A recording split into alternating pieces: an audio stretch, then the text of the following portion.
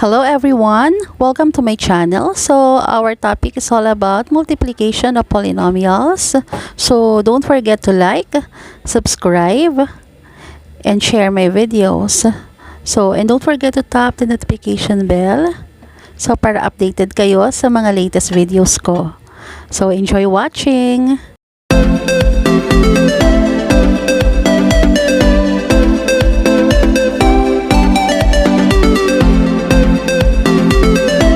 Okay, so my last video is all about addition and subtraction of polynomials. So we now proceed to multiplication of polynomials. So I am discussing now monomial by monomial, monomial by binomial, monomial by trinomial. So on how to multiply those kinds of terms.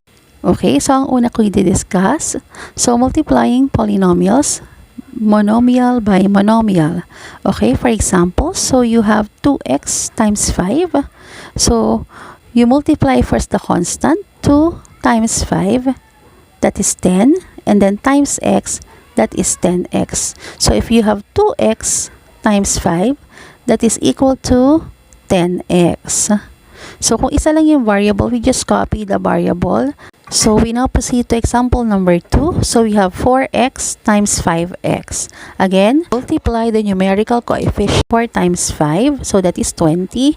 And then x times x, that is x squared. So understood na kapag x lang, so meron siyang exponent na 1. So that is 1 plus 1, that is 2. So that's why we have x squared. Okay, so we now proceed to example number 3. So we have 8xy times 4x squared y cubed. So we multiply the numerical coefficient, 8 times 4, that is 32.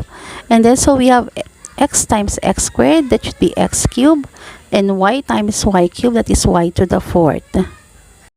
Okay, so we now proceed to letter B. So multiplying monomial by binomial. Okay, for example, so we have 2a times the quantity of 3a plus 4. So we're going to apply the distributive property.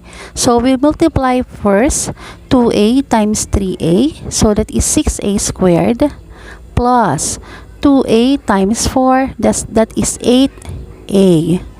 Okay, so nandun pa rin yung operations na plus because 6a squared is different from 8a. So we cannot combine those terms that are not similar. Okay, example number 2. So we have 9xy squared times the quantity of 4x squared minus 3y. So again, we just simply multiply 9x squared times 4x squared by applying the distributive property. So that is 36x cubed y squared minus 9xy squared times 3y. So 9 times 3 is 27, and then x y cube. Okay, so that is the answer. Okay, so we now proceed to letter C. So multiplying monomial by trinomial. So ganun din yung gagawin natin. We're going to apply the distributive property. So we have 2a times 3a plus 2a times 2b minus 2a times 4ab.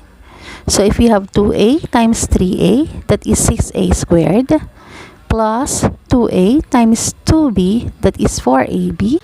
Okay, so 2a times 4ab, so that is minus 8a squared b. So the final answer is 6a squared plus 4ab minus 8a squared b. So we cannot combine those terms that are not similar. Okay, always remember, in multiplying polynomials, first multiply the numerical coefficient, second multiply the variables. If the variables are the same, just add their exponents. If the variables are different, just copy. Okay, I hope may bago kayong natutunan sa bago nating video. Thank you. So try to answer these exercises. So alam kong kaya nyo at magagawa nyo.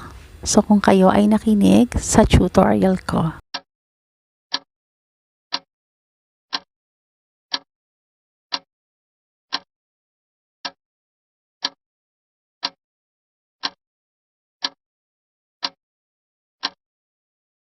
These are the answers. So I know you got it all correctly. So, continue watching my videos for more tutorial videos na alam kong makakatulong sa inyo. Okay, so don't forget to subscribe and tap the notification bell para updated kayo sa mga latest videos ko. So, salamat sa panonood. So, thank you for watching and God bless us all.